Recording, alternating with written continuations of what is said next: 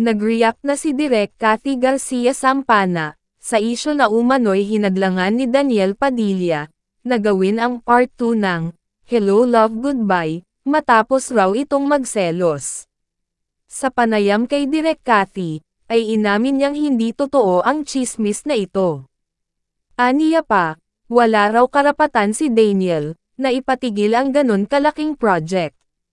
Ayon pa kay Direk Cathy, may freedom din umano si Catherine naman ay may sariling isip.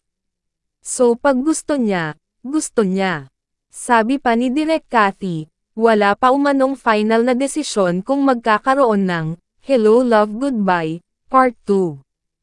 Aniya parehas raw sa movie na One More Chance, nina John Lloyd Cruz at Bea Alonzo, ay kailangan din daw ng oras.